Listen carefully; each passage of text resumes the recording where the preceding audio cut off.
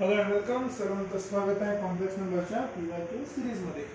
ठीक आहे, तर ही मिनिमम व्हॅल्यू काढायची आपल्याला. ॲक्च्युली क्वेश्चनमध्ये दिलेला आहे की omega is not equals to 1, म्हणजे ओमेगाची व्हॅल्यू 1 नाही आहे, but it is a cube root of unity. जसं आपल्याला माहीत पडलं क्यूब रूट ऑफ युनिटी याचा अर्थ काय की 1 प्लस ओमेगा स्क्वेअर प्लस किंवा 1 plus omega square equals to काय असते, 0 असते. 1 इक्वल्स टू 0 आणि 1 into omega square equals to 1. ठीक आहे, तर दोन तीन गोष्टी आता ऑलरेडी माहीत असायला पाहिजे. आता म्हटलं आहे की ही मिनिमम व्हॅल्यू आहे म्हणते याची, कशाची? मिनिमम व्हॅल्यू आहे म्हणजे कशाची? मिनिमम व्हॅल्यू आहे A plus B omega plus C omega square याचा स्क्वेअरची मिनिमम व्हॅल्यू आहे. आता याच्यामध्ये बघा आपल्याकडे एक म्हटलेलं आहे की it is distinct non zero integers. पहिली कंडिशन मी मुद्दामून 2-3 कंडिशन तुम्हाला 2 कंडिशन तरी एक्सप्लेन करून सांगतो. की पहिली कंडिशन आहे की लेट आपण स्वतः घेतो या क्वेश्चन मध्ये की ए बी सी हा डिस्टिंक्ट म्हणजे वेगवेगळा आहे, डिस्टिंक्ट अँड नॉन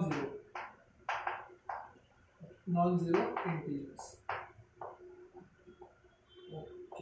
पहिली कंडिशन मध्ये आपण डिस्टिंक्ट घेऊ आणि सोबत सोबत मेन पॉइंट काय, these are non zero integer, म्हणजे ए किंवा बी किंवा C should not be equal to 0.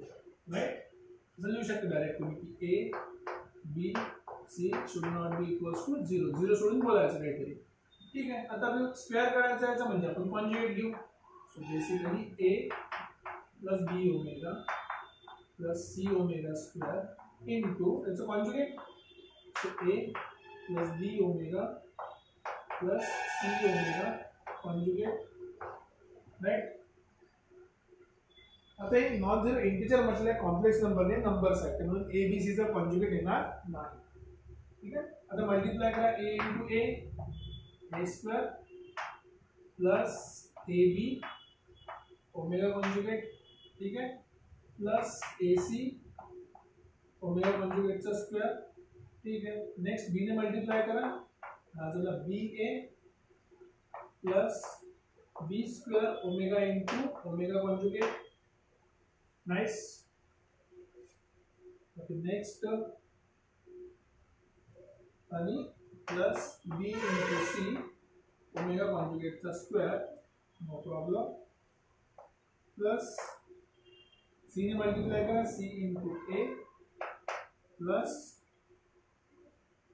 C into A question multiply करायला सध्या एक सेकंड पहिले चुकलं, सिलेक्ट मी करेक्ट, मी फक्त बी ने मल्टीप्लाय केलं. आपल्याकडे बी इंटू जस्ट अ सेकंड, आपल्याकडे बी सोबत ओमेगा पण आहे. ठीक आहे, बी ओमेगा सोबत ए केलं तर ए बी ओमेगा. ठीक आहे, नंतर हा B square into omega conjugate आहे, omega into omega conjugate. Next D सोबत काय येणार आहे, B omega C into omega कॉन्जुगेटचा स्क्वेअर. आणि नेक्स्ट शेवटी सी सोबत C into omega square A plus C omega square two B into omega conjugate आणि plus C omega square into C omega स्क्वेअरचा कॉन्जुगेट. ठीक आहे, ही व्हॅल्यू काढायची आहे. आता कॉम्प्लेक्स नंबरचे एक खासियत आहे, तुम्हाला काय माहिती, तुम्हाला आठवत असेल की ओमेगाचा कॉन्जुगेट काय होते, ओमेगा स्क्वेअर होते आणि ओमेगा स्क्वेअरचा कॉन्जुगेट काय होते, ओमेगा होते. बस ती व्हॅल्यू वापस पुट करून एक क्वेश्चन मध्ये पहिले तुम्हाला मिळालं ए स्क्वेअर प्लस हा ए बी ओमेगा कॉन्जुगेटचा स्क्वेअर काय होणार, ए बी ओमेगा स्क्वेअर. ठीक आहे, ओमेगाचा कॉन्जुगेट ओमेगा स्क्वेअर आणि ओमेगा कॉन्जुगेटचा square omega. So plus A C omega. Right, तर मिळालं ए बी ओमेगा. नाइस, आणि ते ओमेगा इंटू ओमेगा कॉन्जुगेट आहे, no problem. Plus B square हा ओमेगाचा कॉन्जुगेट काय असते, ओमेगा स्क्वेअर असते. Next plus B into C omega आणि ओमेगा स्क्वेअरचा कॉन्जुगेट काय होता, ओमेगा होईल. Omega C A omega square. Next C B into C. ठीक आहे ओमेगा स्क्वेअर ओमेगाचा कॉन्जुगेट परत ओमेगा स्क्वेअर आणि प्लस सी इंटू सी सीचा स्क्वेअर ओमेगा स्क्वेअर आणि ओमेगा स्क्वेअरचा कॉन्जुगेट ओमेगा. जवळपास सगळं झालं आपल्याला. एचा स्क्वेअर मिळाला आपल्याला एचा स्क्वेअर प्लस ओमेगा इंटू ओमेगाचा स्क्वेअर किती होते 1 होते. सो बेसिकली मीन्स ओमेगा क्यूबची व्हॅल्यू किती आहे 1 आहे. सो हा झाला बी स्क्वेअर. सेम लॉजिक मध्ये हा पण काय झाला प्लस सी स्क्वेअर. ठीक आहे. आता एबी ची व्हॅल्यू बघा इथे एबी आहे इथे पण एबी आहे. इथून जर आपण एबी कॉमन काढला तर आपल्याला काय मिळालं ओमेगा स्क्वेअर प्लस ओमेगा. तर सेम लॉजिक मध्ये तुम्ही जर बी आणि सी कॉमन काढला याचा आन्सर किती होते this is equals to omega actually आणि हा ओमेगा स्क्वेअर. तर बीसी जर कॉमन काढला तर परत ओमेगा स्क्वेअर प्लस ओमेगा मिळणार. नाईस. आणि सीए सोबत पण ओमेगा आणि omega square. So plus CA common काढला ओमेगा प्लस ओमेगा स्क्वेअर. आणि ओमेगा प्लस ओमेगा स्क्वेअर काढायचा असेल तर हा 1 तिकडे जाईल काय होणार -1. So omega plus omega square equal to -1 बघा. आणि आपल्याला व्हॅल्यू काय मिळाली बघा A square plus B square plus C square हा -1. So minus A B minus B C minus C A. Simplify करा. एकदम इझी काम आहे सिंप्लिफाय करणं. तर सिंप्लिफाय करायचं सगळ्याला 2 ने मल्टिप्लाय करा आणि 2 ने डिवाइड करा. 2 ने मल्टिप्लाय 2 ने डिवाइड. सो 1/2 2 ने जर मल्टिप्लाय केलं तर आपल्याला मिळालं 2a square plus 2b square plus 2c square minus 2ab minus 2bc minus 2ca. त्याला प्रॉपर a स्क्वेअर सेपरेट करा. तुम्हाला मिळेल half of a minus b square plus b minus c square plus c minus a चा. So ही झाली आपली basic answer. आता बघा इथपर्यंत आपण सॉल्व करून लक्षात ठेवा.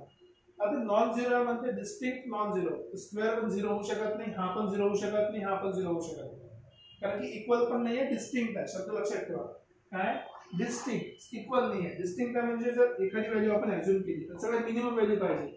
So let a equal to समजा 1 तर दुसरी व्हॅल्यू जस्ट मिनिमम पाहिजे. दुसरा इंटिजर काय राहू शकते तर b इक्वल टू 2 आणि c इक्वल टू 3. ठीक आहे. a equal to 1 b equal to 2 c equal to 3. इथे व्हॅल्यू पुट करून बघा. तर का बरं घेतलं because these are minimum values. Minimum non zero म्हटलं minimum non zero minimum non zero. ठीक आहे. व्हॅल्यू पुट करून बघा इथे. सो 1/2 या केस साठी 1 minus 1 सॉरी 1 minus 2 1 झाला.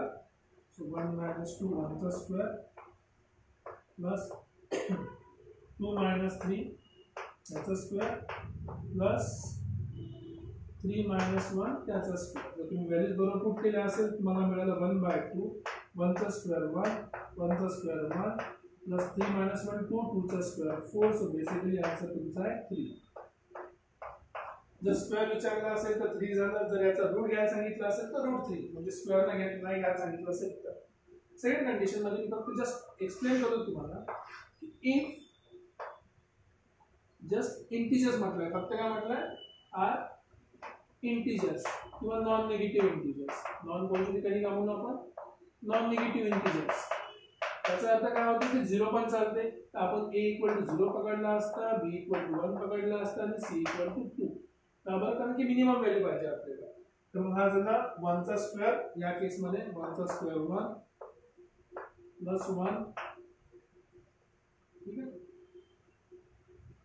3 minus 1 चा स्क्वेअर 3 चा स्क्वेअर किती झाला असता 3 चा स्क्वेअर 9 डिवाइड बाय 2.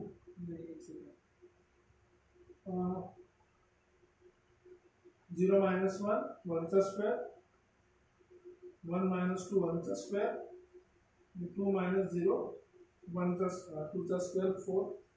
तरी या केस मध्ये काय झालं असतं divide by 2 equals to 3. That's दोन्ही केस मध्ये आपला आन्सर काय आला असतं. जर समजा त्यांनी म्हटलं असतं की सगळे डिस्टिंक्ट नाहीये जर सगळे सेम असते तर 0 झालं असतं. पण सगळे जर नसते तर ऍटलिस्ट आपण दोघांना सेम केलं असतं. तर तिसऱ्याची व्हॅल्यू तुम्ही काही घेऊ शकता 1 पकडू शकता तर आन्सर आला असतं 1. ठीक आहे. जर 2 0 झाले तिसऱ्याची व्हॅल्यू मिळाली 1 तर सो बेसिकली अशा प्रकारे आपण क्वेश्चन अटेम्प्ट करू शकतो.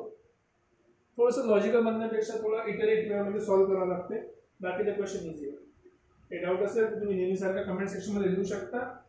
काही सजेशन असेल ते पण कमेंट सेक्शनमध्ये लिहा. बाकी भेटूया नेक्स्ट लेक्चरमध्ये आणखी नेक्स्ट क्वेश्चन सोबत. Till then take care. Bye bye.